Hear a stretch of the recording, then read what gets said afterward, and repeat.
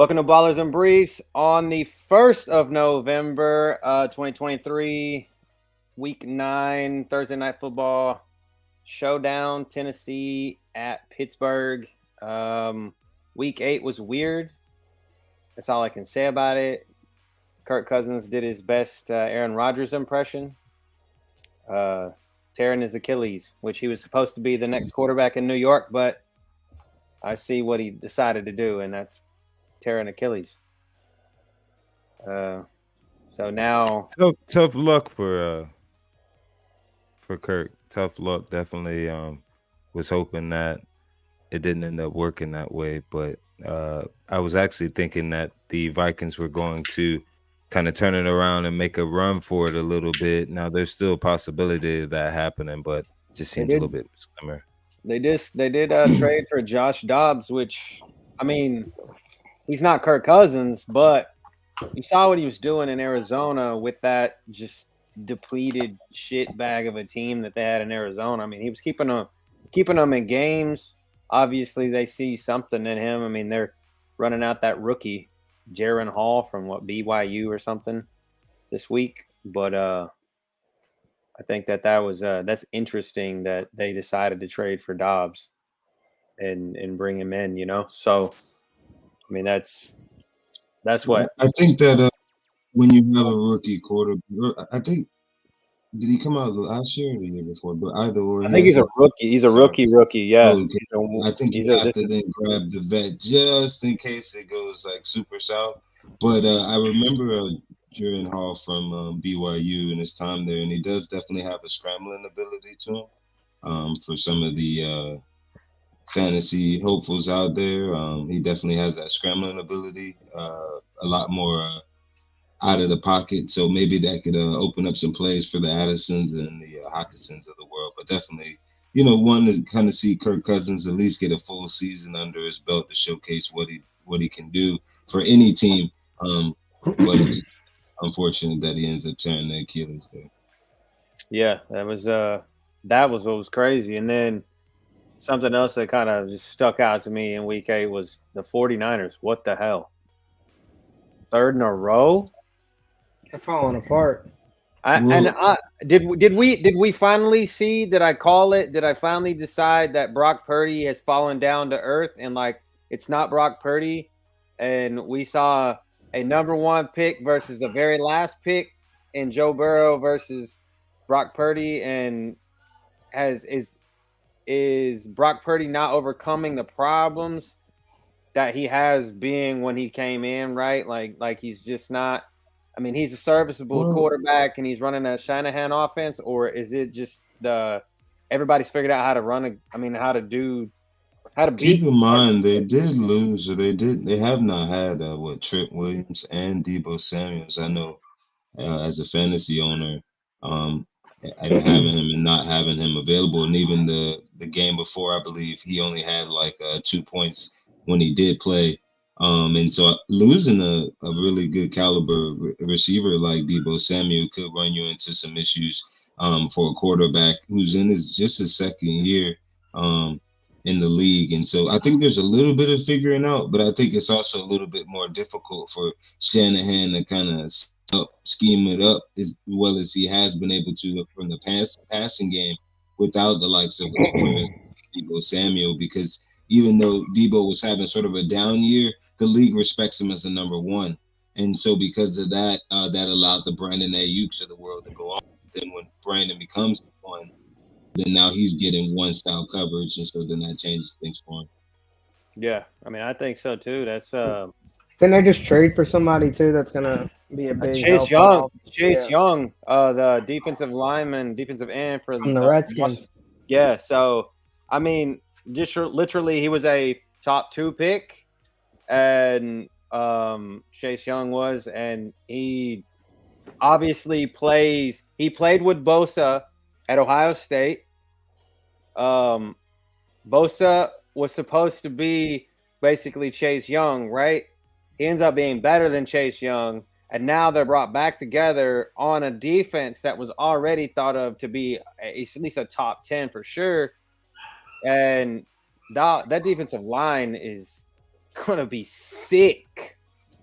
Sick. You got Bosa on one side, and then you're rotating out Chase Young and Hargrave and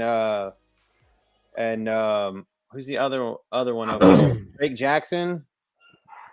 Yeah, I definitely think that that's going to be a interesting lineup. I know, unfortunately, the Jaguars going to have to deal with that test, I believe, coming right off this bye week next week, and have to try to figure out how to kind of scheme up against that style of a defensive line there. It seems like they really have gone all in on that defensive line. So definitely interesting to see them just play, period, all together, and seeing that Nick and Young sort of combo back again like how it was in the Ohio State days is pretty dope. So again, definitely overall interested to see that. But I just feel like Washington was selling off. I mean, they got rid of Montez Sweat too. Like that's four. There are two of their front four, which all they got left is who's that? The guy they paid the money to, or Allen? Deron or do they Payne. They have Jonathan both Allen, of them, right? And Deron Payne, yeah. Yeah, so, both of them. The two defensive tackles, but I mean, they just sold off their best two edge rushers. I don't think they're looking forward to the future at this point. You can pretty much tell. I think that I heard something today on the TV, and they're like that it's like I think that this whole Commanders situation is going to blow up in the offseason. I think Riverboat Ron's probably gone. Yep. I feel like the 1 year experiment with Bieniemy's probably not going to work out. They're going to get rid of him. Sam Howell, they're not, even though Sam Howell's probably the biggest name in waiver wire pickups this week because he's a quarterback everybody needs, right? When all these quarterbacks are on buys and hurt, right? And so, but I think that they're losing faith in him. I mean, shit. They got lots of picks. They're building up lots of picks. And, I mean, they could be theoretically. I don't think he did bad, though, dude. He threw like 4 touchdowns. Oh, yeah. No, I'm not shitting on him. I'm not. I'm personally not. I just think he's slow. They're grabbing him as well as the fantasy value as well. He's popping. I think in a couple the bye week because they know, I mean, you're probably going to be down a lot. So you got to throw. He's just growing slowly into the team. Unlike Purdy, who started out hot and now coming down to earth. Sam Howell kind of started out slow, and now he's coming in hot. They're losing, but he threw 4 touchdowns against a solid Eagles team. That's not easy to do. So. Oh yeah, I mean that 100%. I'm not shitting on Howell at all. I mean I liked him not terribly. I mean I didn't like him too much, but I didn't think he was terrible coming out of North Carolina last year. But like the thing about it is all these NFL teams are starting to lose patience, right? And then the Washington just got a new owner, right? And Josh Harris is like, all right, I've been in the 70s Philadelphia 76ers game and to know how this shit goes. I own a hockey team too, and now I own an NFL team. I don't got time to sit around here and watch this to be a dumpster fire. So I didn't hire any of these people. I'm going to start with a clean slate and see how it goes. I mean, because seems like that's the route. I think that's what's going to happen. I mean, and there's 3 top tier quarterbacks coming out of college next year, and then I would say probably at least 2 more that are kind of flying under the radar. One that I'm gonna throw a name out there, like Bo Nix, that nobody's really looking at, but he's under that Heisman type quarterback. And so if you're later in the first round and all these quarterbacks start coming out, the Drake Mays and the Caleb Williams and the Michael Penix Jr. and stuff, I'm not shitting on these other guys that are in this quarterback draft. So I like a lot of the quarterbacks, but every time I think of Bo Nix, I think of what Georgia did to him, and not just and I won't even just say what Georgia did to him at Oregon. I would say what I saw from him at Auburn for I think the year and a half that he was there. It was bad football play. Now, maybe you can kind of convince me that he kind of went out to the Pac-12 and got better mechanics and tutoring. But if he can't, to me, beat out an SEC defense, you're telling me he's going to beat out an NFL defense? I think this Oregon team now is the best Oregon team I've seen in a long time. I think it's better than the Chip Kelly Oregon teams. That's just me seeing from what I've seen in the Pac-10 or Pac-12, I guess, that's about to disintegrate. So I don't know. I really like those Chip Kelly teams with Mariota and James as running back. I thought they had a little bit more speed at that period of time than they do now in comparison. But overall, they're a little bit more of a well-rounded team with a little bit better defense than what they had in the years past. So on a college note, talking about quarterbacks, rookie quarterbacks, and coming in the league, it's kind of like and kind of get us into what we're going to come and talk about tonight. Tonight's game, Will Levis. Yeah. Will Levis, man, 4 touchdowns. And three of them went to D-Hop. So that brings up a few things. We definitely as a unit didn't predict that one, I guess. Overall, had a down week, I think, a little bit, at least for me, kind of coming into the front of the congregation a little bit. Definitely had a down week, went 0-2 in the fantasy league. Didn't predict the Will Levis, man. I think if I did, I might have been in the nuts, as Phil says. So definitely overall, definitely didn't read the tea leaves well last week at all. But now I got into the drawing board a little bit. Sometimes you got to get back to the basics. Correct. I mean, I couldn't have been more wrong about Pollard. He screwed me over last week. I mean, I nailed everything I said about that game correctly, except for him. It's like it played exactly how I said it was going to play, except for they fed CD Lamb instead of Pollard.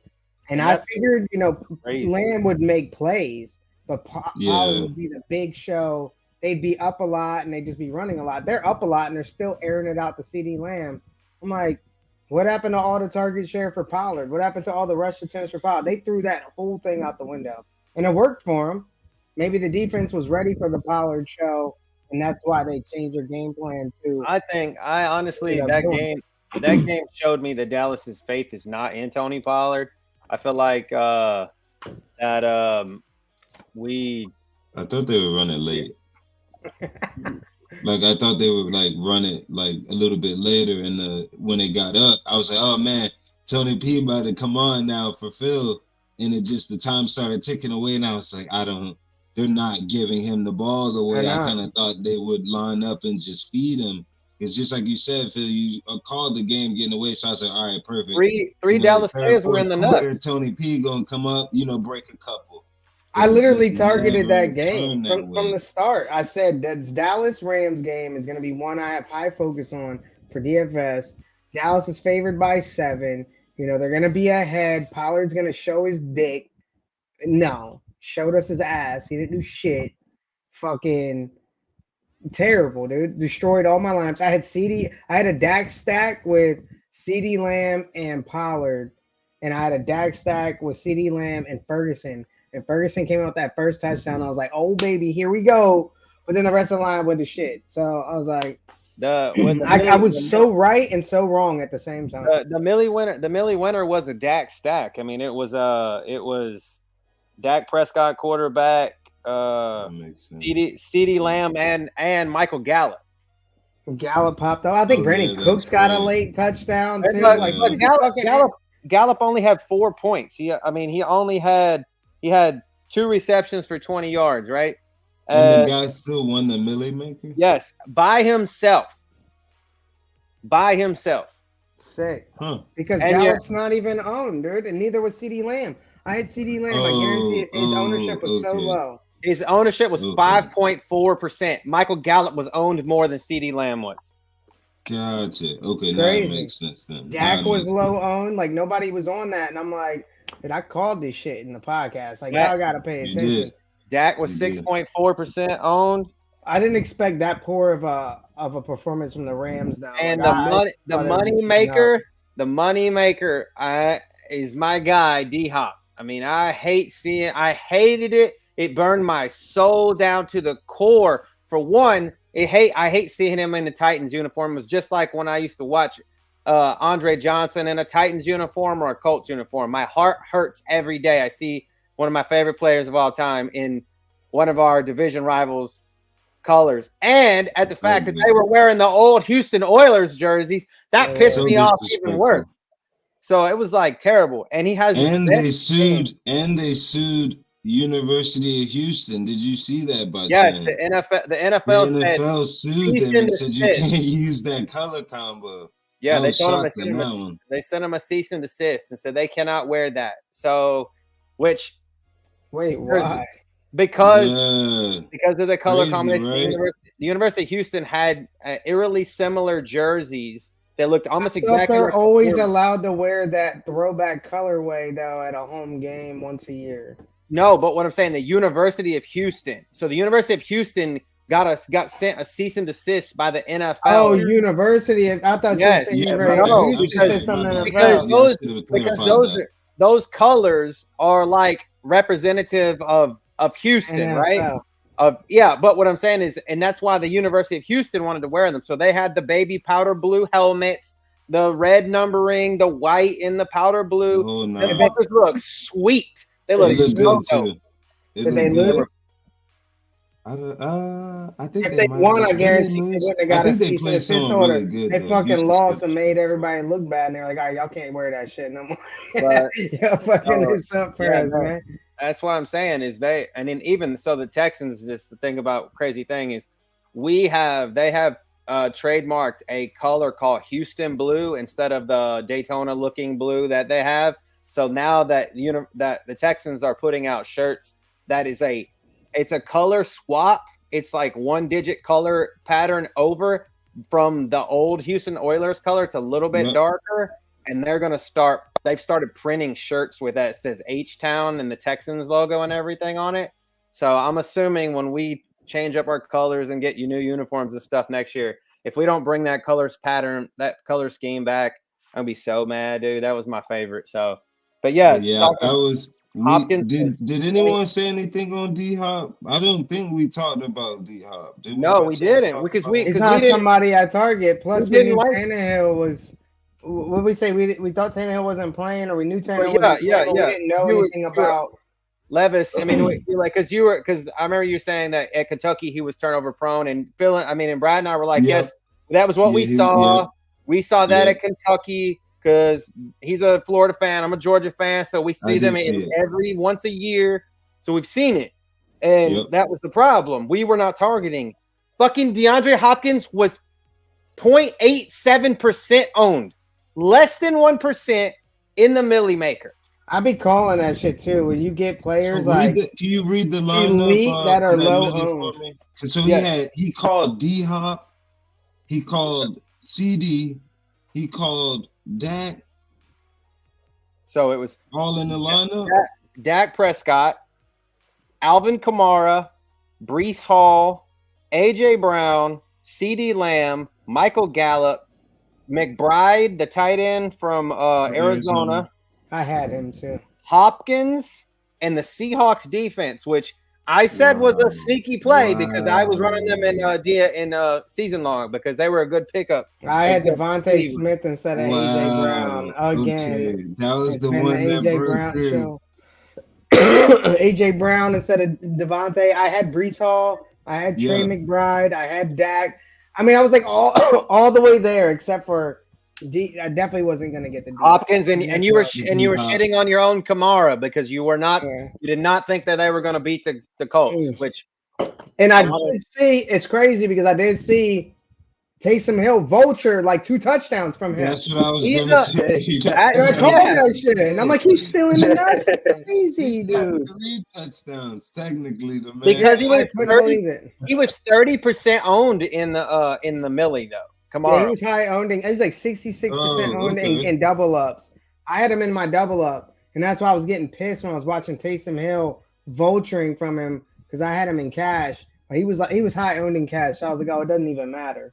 I got smurfed in cash because I did too. I had Trey McBride. I had Kamara, and I still didn't cash. I had fucking Lamar Jackson. I had Lamar Jackson. I went with Lamar Jackson as my cash quarterback. And same. And he fucked me over.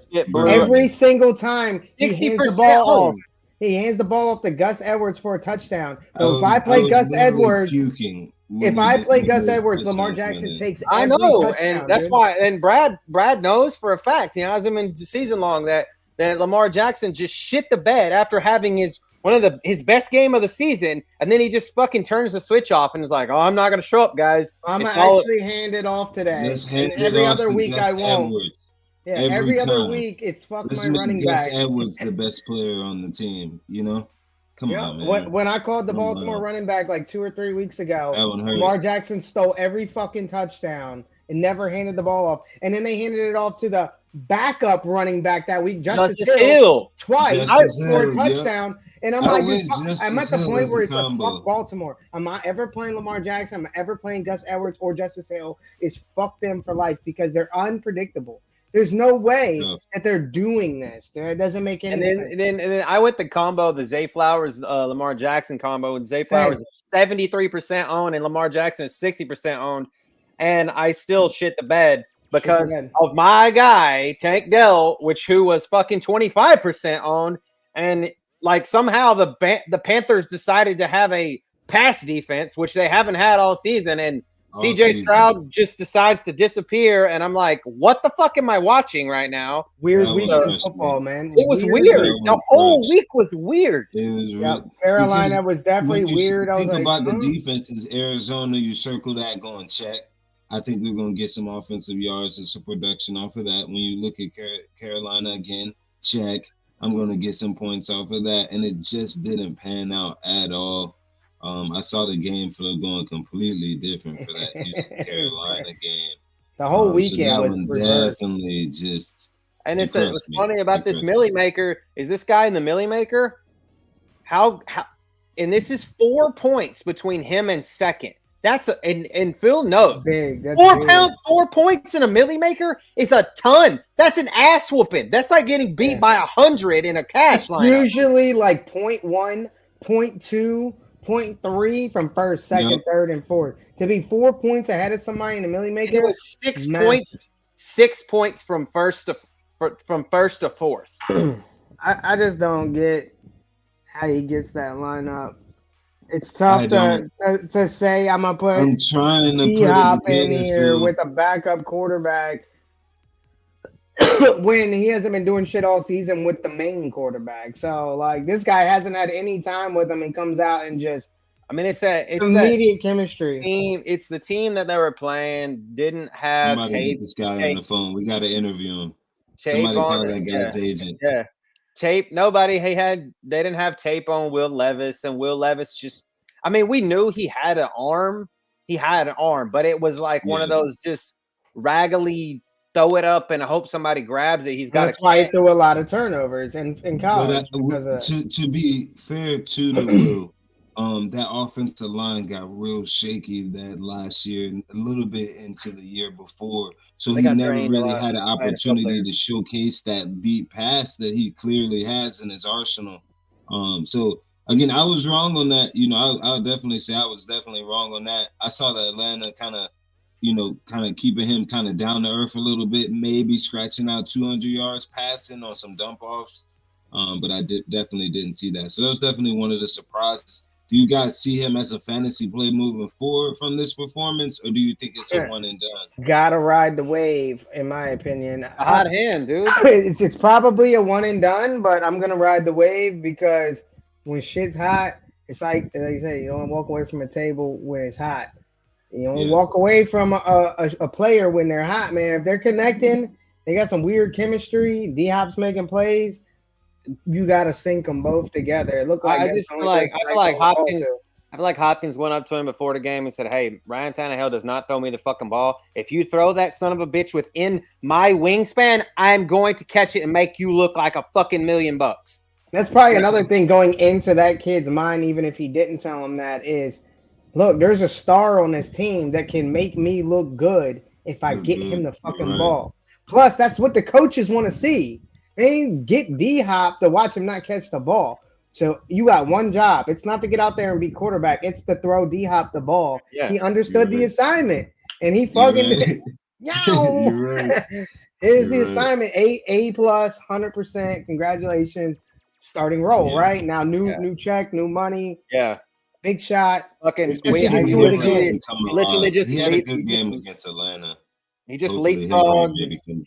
He just put the stiff arm on Malik Willis. Malik Willis, your time with the Titans is over. I can tell you that. After that, I mean, Ryan Tannehill, you might as well just go ahead and not play the rest of the season.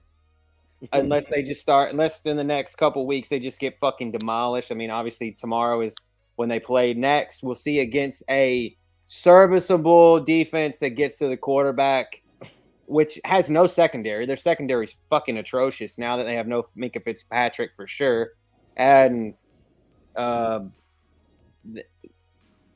get to the quarterback. So we'll see if the Steelers can get to him and rattle him a little more than or if the bright lights in the big city night. So I'll tell you what, it probably opens the door for King Henry. Now that people have to protect the pass against this kid, or at least they're thinking they do, it's going to open King Henry back up. I think the reason King Henry hasn't been shining is because there's been no passing offense from this team all season. Nothing. So people are like, let him, man. Just stop the run. You stop the run. They're not doing nothing out there. He's not throwing the ball. He's not connecting.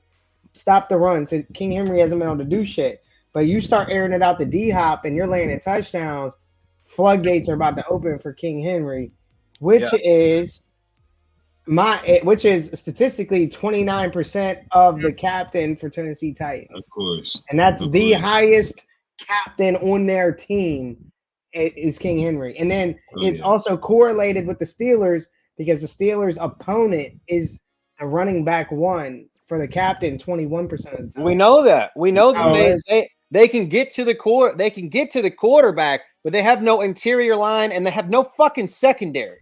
So if they don't have Highsmith in the box, or if Watt doesn't get off the edge on a run blitz, it's wide open. We saw what Jerome Ford did to them. So we didn't even know who fucking Jerome Ford was. And then Nick Chubb blows his freaking knee out, and Jerome Ford looks like a fucking $1 million. So it's like, that's what's crazy. So I guess that can kind of just push us on into the game tomorrow.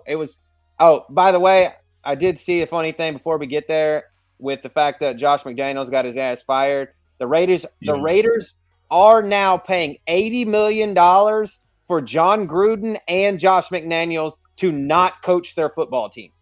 $80 million for two people to not coach their team.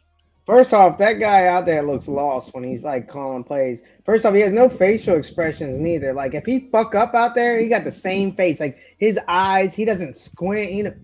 Nothing. It's just his team is garbage. We just lost 20. All right, run this play out. Oh, that didn't work neither. Y'all got any ideas? Okay, yeah, call this one out. He looks lost out there, man. Like, fuck is he doing? And I'm sure Devontae Adams is like, get me out of here. Dude. I thought he could scheme up Adams better. I thought he could have, with Jimmy G, do it kind of his way, but we just maybe he's just only a really good offensive coordinator. And there's nothing wrong with that. No fucking way he is. I think this is just my thoughts. He's fucking terrible. He was a terrible coach in Denver. Yep. That's why he went back to New England, because Tom Brady was fucking making him. And I don't care what anybody says. I'm not the greatest Tom Brady fan, but as the years gone on, I feel like this is part of the thing. Tom Brady is is a partial owner of the Raiders, and he probably went to Josh McDaniels and was like, bruh, I came here and you're around because I'm here. But motherfucker, you're making me look bad. I just bought the Las Vegas Aces, the women's basketball team, and what did they do? They win the fucking WNBA championship. I need asses in the stands, and Mark Davis's goofy looking ass is out here, the main owner of the team. I am in the background. Get the fuck out of here. You're done. Go hang them up. Go back to Bill. Go suck the teat. Whatever you need to do. Get the fuck out of here. Like you're done. I'm not putting the cleats back on, so there's no one to make you look good. You wanted Jimmy G. Y'all did this shit to me in New England. Now it's my turn to do something to you. Get the fuck out. Take your shit and get. And that's what I feel like he did. Like I don't know, man. I just feel like Josh McDaniels is just fucking terrible. Like he's just a terrible coach. I mean, I feel like the Colts now are like, okay, we may have had some shit go crazy when he came here and took the job and then decided to no and stay in New England and all that kind of crazy shit. But I feel like the Indianapolis Colts are like, bro, we dodged a bullet. We really did. Maybe we've had some down years, but I think we have somebody in Steichen now. But like, shit, it was crazy. Let's get back to this Tennessee game. For tomorrow's matchup, what's the sort of best stack available for tomorrow? 3-3. It's going to be a low-scoring game, dude. 3-3 and 4-2 favoring Pittsburgh. 36.5. That's fucking low, but it screams Derrick Henry. D-Hop is questionable with a toe. Is Freiermuth out? I'm gonna go ahead and call that Akili Smith, or I think Akine Smith.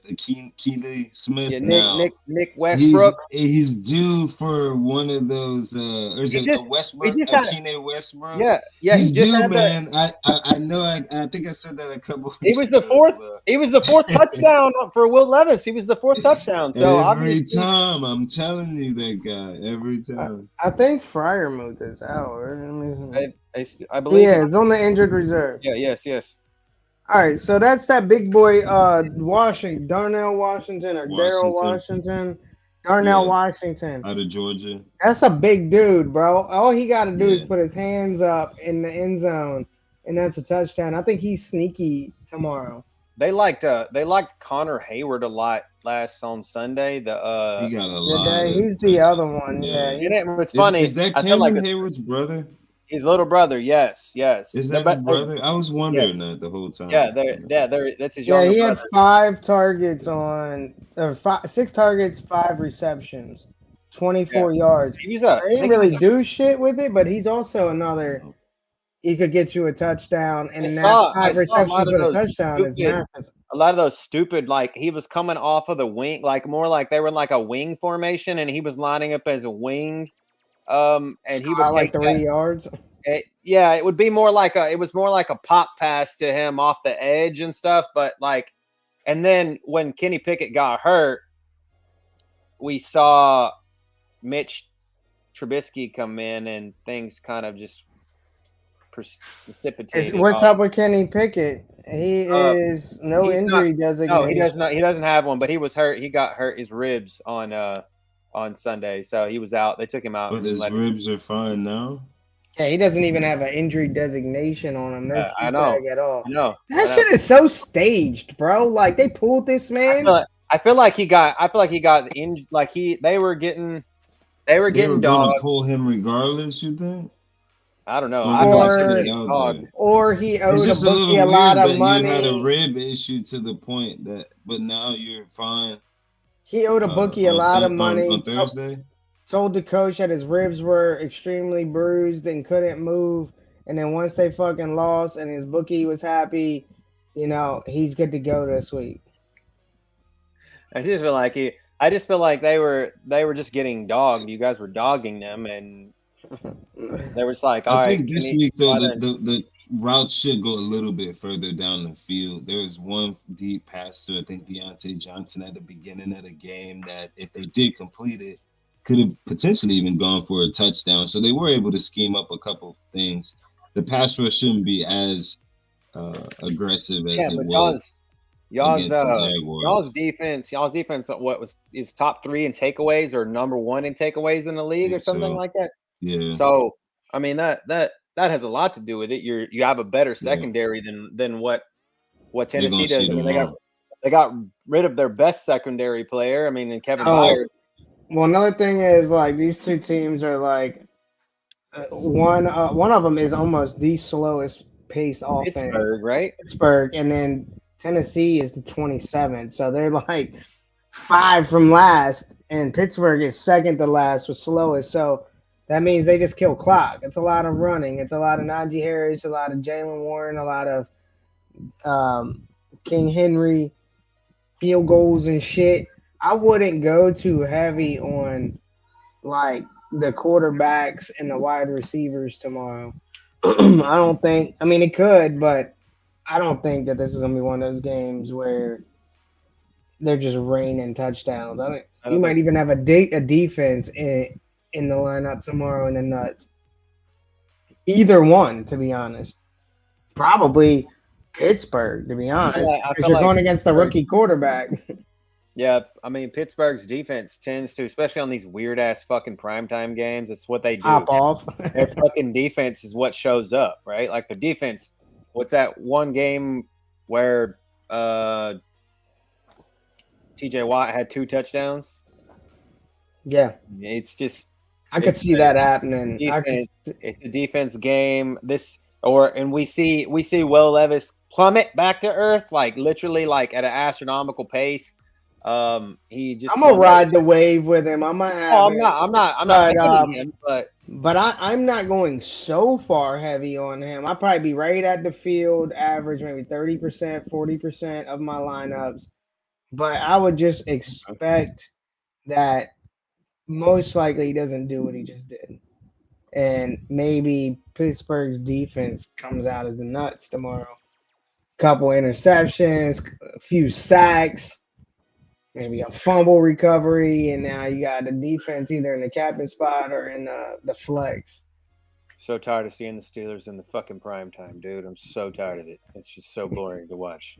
We have Josh. You remember Josh from the time in our season-long league, Phil? Like it was in the league with Brad and I. Josh was in there, and he's a big fucking Steelers fan, man. Like I tell him all the time, Josh, if you're watching the podcast, the fucking Steelers suck. Just so you know. I'll tell you why I don't like the Steelers. They're so boring. The guy who beat me for the 100K that week, I was winning all that money. His name on DraftKings was Steelers fan. Well, that's why he had Chase Claypool and you did. And that's why he had Chase Claypool, dude. Like, I ain't fucking know about that shit. I'm a Steelers fan. Like, so I hate the Steelers just because they're boring to watch. I mean, there's a lot of Steelers fans across the world in the United States. But, God, Jesus Christ, they're so everywhere. They're so terrible to watch. Like, they're just slow. And it's just not fun to me to watch. Like, I mean, one of my favorite players of all time played for them, Hines Ward. But, God, I just can't. I hate watching the black and yellow. I liked Najee Harris last year, man. He was good for fantasy. This year, did you see a kicker tomorrow? Yeah, I think I will never. I'm just one of those guys. I can never put a kicker in the captain spot. Doesn't mean it can't happen, and it could happen tomorrow. I always get a good amount of them in the. What's fun? What the bad thing is when you're looking at projections for tomorrow, and your kickers are literally projected for the same amount as the quarterback is on the same team. That should tell you something. Like when Boswell's projections about 8 points and Kenny Pickett's about 8 points. I'll put it this way: Pittsburgh's captain has been the kicker like one time. Tennessee's is not. Yeah, but in the flex, a good deal. Tennessee about 30%. Pittsburgh, 17, 20%. Yeah. So they be in there. I don't know. I just feel like that this game is going to be. I think I'm going King Henry, and I don't care how high ownership he is, and maybe I might get a little boost like to Jalen Warren tomorrow. They didn't trade him. They told him at the beginning of the week that we're not going to trade you, which it means one or two things, right? Like, okay, you put a strong investment in you, and we see that we're going to make a run in the future, and then we expect that those 200-yard games for you to happen on the back end of the season, like they always seem to do against somebody. Or, all right, Tannehill is hurt. We're about to structure this offense in such a way that we need Derrick Henry at least on the field so that people will stack the box. Or vice versa, they're going to have to cover the outside because we have Hopkins to throw the ball to, and then we can just let you run loose on people. But I think the Steelers are going to make him show them he can do it again before they adjust to it. I mean, the secondary is atrocious. So it's. I think it's worse than the one they just faced in. It's definitely worse than the one they just faced in Atlanta. So Well, a little interesting something about this game is that the tight end 3 for both teams pops in the flex a lot in their games. And I don't even know who that is, but according to DraftKings, the tight end 3 for the Titans is Jay Weil. Don't know nothing about him. Wiley. And for Pittsburgh, it's D. Washington that I was talking about. So that's probably going to make me have some extra ownership to Washington. I'm probably going to be over the field running the ball a lot, and so because of that, you're going to see more tight end sets, which could lead to that play action off of it, which might be one of those types of ways that they scheme it up tomorrow to try to get a sort of downfield pass out of a more traditional running set. So I do like the tight ends as well. I think the tight end for Tennessee is that Okonowo. Chig, yeah, he's number 1. Okonkwo. He's number 1. Yeah. I like him as well tomorrow, just in this type of style matchup again, where he's going to see a little bit more running. That play action could scheme them open tomorrow. I mean, yeah, there's definitely some interesting spots. You don't usually see a tight end 3 show up this much in their showdowns like it is here, but I mean, I don't even know. Actually, I only know of 2 tight ends for the Steelers, and that's Connor Hayward and Darnell Washington. I don't even know of a third one. I mean, unless that's because all right. So Hayward is showing as number 1. R. Williams the second is showing as number 2, and Darnell Washington is showing as 3. Okay. Technically, if Freiermuth was in, on the depth chart. Correct. So maybe you want a little bit of exposure to Williams the second as well, because tight ends seem to be kind of heavy in their games, and you're right. They run a lot. Phil, for the earlier saying about Warren, I believe in the last game, even against the Jaguars, I believe he had 4 catches. They're a little bit dump off, but sometimes that could be the difference, especially if he can break one for you. That could really open up some points. But again, I think it was about 4 or 5 of those that were targeted. 4 receptions. And, both whether Trubisky or Pickett plays, they both had that same sort of mentality of getting it to the running back on the check down. So I can continue to see that happening as well tomorrow against the Titans.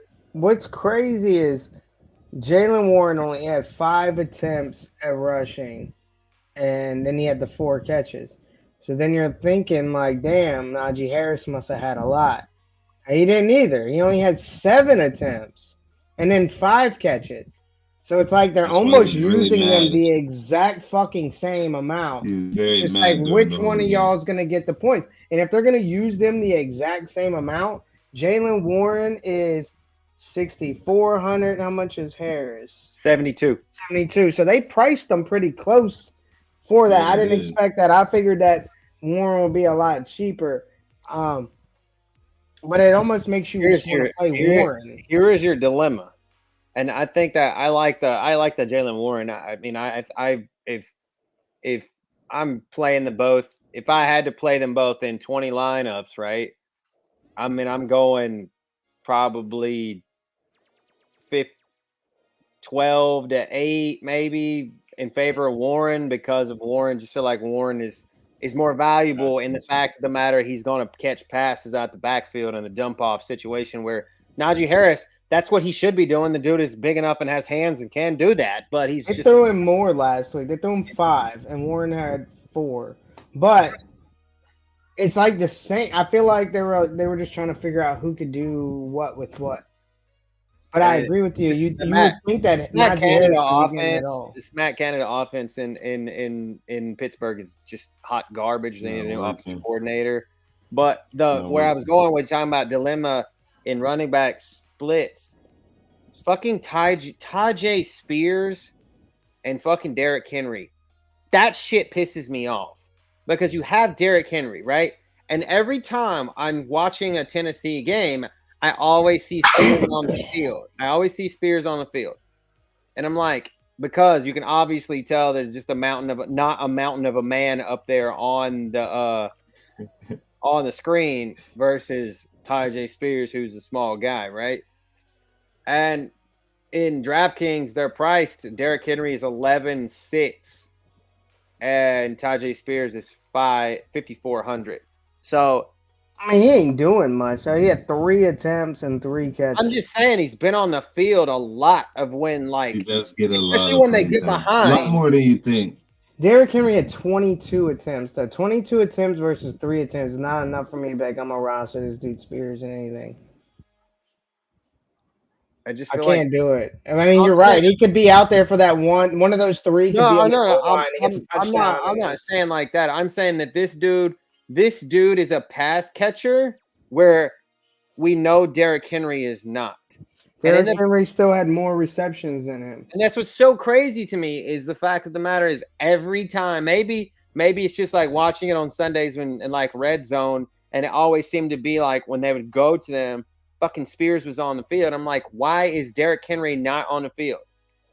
I think it goes back to what me and Brad were talking about earlier, where it's this rookie quarterback trying to target the people that can make him look good. Yeah. And that's why Derrick Henry was getting catches, even though that guy's supposed to be the pass catching back, because he knows if Derrick Henry hits that hole, he's gone. And now this guy looks like a genius because he threw it to him. Yeah, and I think maybe that's just because, like, recently they were with Tannehill and they were behind and shit like that, and Malik Willis and stuff, and it just happened to be that Spears gave him the best chance of getting it down the field quickly over than what everybody knows. Just stop Derrick Henry and you stop the Titans.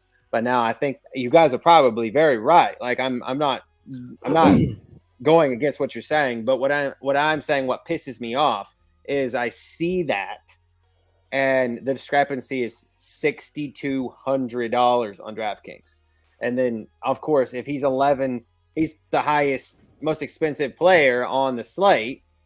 But that's kind of high.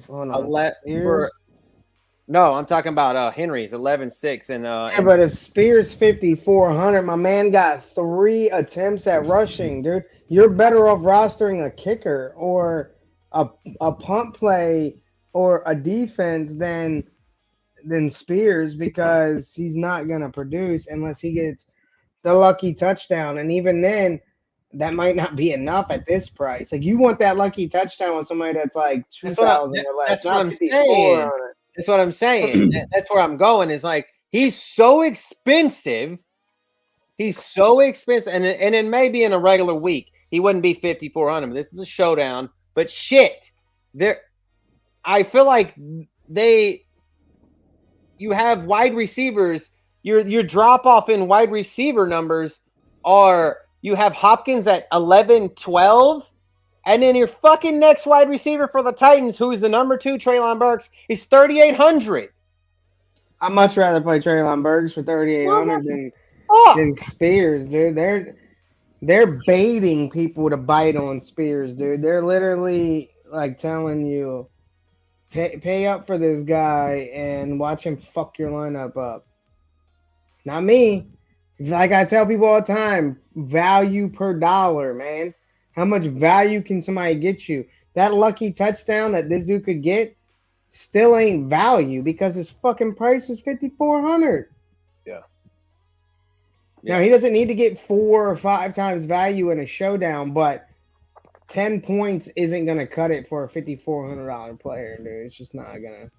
That's his 3 points last week, and then you give him 7 for a touchdown. And then you got Brad's man, Nick Westbrook-Akine, sitting here at a hot 3,400 tomorrow.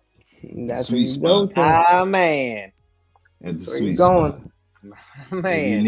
If you needed 7 tomorrow, that's one of them. I like Deontay Johnson tomorrow too. My man came back and he was back, man. He had like 14 targets, if he would have caught that one pass, he would have had an even better game. Ooh, I know, man. Watch out for Deontay again. Yeah. Deontay back, I like it. Any Pickens love for tomorrow? I always like Pickens, dude. I mean, I'm never. Yeah, I'm not a naysayer of him, man. He's a good player. I like having him in my lineups. It's just I wish that Deontay Johnson and George Pickens were on a like fast-paced offense. You would see massive numbers out of those two guys, man. You would see like if they were in Miami, you would see massive numbers from those guys. No, Detroit, Miami, Kansas City. Kansas City, yeah, that's what I was looking for. Kansas City could take. I'm looking forward to that. I'm looking forward to that game on Sunday morning. Who are they playing? Miami and Kansas City. Oh man, in Germany. So it's not part of the main slate. No. So there goes. There goes an easy game stack. You know, I'm just saying I'll be heavy on the showdown zone on Sunday morning. I think hopefully make some money so I can have some money back made. I lost my ass this weekend. I lost cash all because of Pollard, man. Pollard fucked all my lineups. I lost like $150 in cash, man. You got to get that back. So this is gonna be the weekend to get it back. Tomorrow's gonna be a good day to get it back. There's some easy spots to look tomorrow. You know, don't forget that Allen Robinson is on this team, man. He used to be a GOAT. You know, he's been nothing since, but players like him can come out on the field and make shit happen. That kid, Calvin Austin III, he's going to be over-owned tomorrow. Calvin Austin, man, last time I had like 70% of them just because of the Dom station, and he popped off. And I'm like, yo, I didn't know nothing about this kid. So, yeah, definitely don't sleep on Calvin Austin. But he did do it last showdown, so maybe he doesn't do it again. I don't know. Who else out here? It's another thing, like what I was talking about earlier with Kenny Pickett doing Kenny Pickett things. I'm not too sure, and maybe if I'm doing 150 max tomorrow, if I'm doing 150 max tomorrow, I'm telling you right now, if you're doing 150 max tomorrow, you better run Mitch Trubisky. Run Mitch Trubisky. I can agree with that. Because of the shit we just saw with Kenny Pickett. I'm not too sure that Pittsburgh is not just like, okay, we drafted Kenny Pickett because he was the best available at that time in the draft class, and he was in Pittsburgh, and he knows the practice field, and he knows where to go eat in the cafeteria and all this kind of shit. No, I don't know. And so I just felt like, kind of like what Phil said, there was some sketchy shit going on. Maybe he just got the shit knocked out of him. They thought he had a broken rib or whatever, and they didn't want him to get a punctured lung, and we're ending up with Tyrod Taylor type shit. But he probably threw the game for money. You don't go out with a rib injury, man, and then come back the next week without even a Q tag.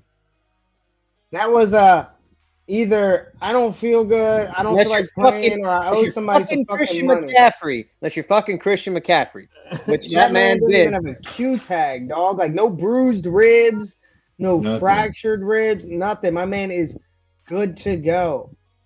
He's like, I'm good. They hurt so bad on Sunday. They were hurting so bad Sunday, I couldn't throw another pass. And really, he was looking down at his cell phone, texting his bookie, like, here you go, motherfucker. Clear my debt right now. I pissed it all away like that dude, like the kicker from the movie The Replacements. Yeah. Oh. Get him up out of here. I don't know if there's anybody else on my radar. I can tell you the spread tomorrow is Steelers favored by 3 right now. I like Tennessee tomorrow, man. I like Tennessee. I think I like Tennessee. This is tough, man. I like Levis. I'm a momentum type of person. I just think that they might be riding that a little bit. But if D-Hop can't play, though, that does hurt. If D-Hop doesn't play, I would say Steelers all day. That hurts. D-Hop does play. I think that this game is literally going to be a game by a field goal. So, but I think it could go either way. I'm not going to touch it, but I think if you need a kicker this week, I think Boswell tomorrow, or even the Tennessee kicker. What is that, Folk? I think this is going to be a good deal. If you need a kicker, one of them tomorrow. I think you could do a teaser in this game, man, and tease Titans so you have them at +9 and then tease the over to 43 and take the under. I think that'd be solid. So, like, I think I was just reading about the Hopkins because NFL.com's not giving very much information about it. I was just reading on ESPN. It's a toe injury. He didn't practice today, but obviously being that the game's tomorrow, they probably just wanted to say, fuck it, you're DeAndre Hopkins. Just go out with your massive fucking Groot-like hands. And it's not like he needs the practice, dude. No, catch the fucking ball. That's all you got to do. Yeah. And so I think that I think he'll be just fucking fine tomorrow. I think he'll be out there because I'm sure they'll be like, all right, I got something for that toe. Need to go out here and make this rookie look good because Vrabel's like, I need to keep my job. Okay, like go out here, give me a solid. But everybody should follow that injury update. Follow our Facebook because Cody, we posting the injury updates like he did last week. I try to keep them as much as I can because especially for season-long purposes for people like me I've been having this shit last couple weeks where I'm waiting until the injury fucking report comes out 90 minutes before, and my fucking bench is like, I got one spot, so I got to jam this person into the injured reserve spot and go out and hopefully find a handcuff. So yeah, I'm sitting out here with burning questions. So yeah, I'll try to put them in the Facebook as much as I can, and so everybody can see them. So, but doesn't look like we have any questions. Oh, besides Nick. Nick, you know who Jermo Elkins is. What a gump, dude. What a gump. What a gump, Nick. But if you come up with questions or, any interest, hit us up in the Facebook group and we'll let you know our position tomorrow. Like I said, as of right now, I'm liking King Henry, but I got to go off of ownerships tomorrow. I don't like to be the guy that's grabbing somebody that's 80% owned and shit. So, there ain't no fun in winning when everybody's splitting.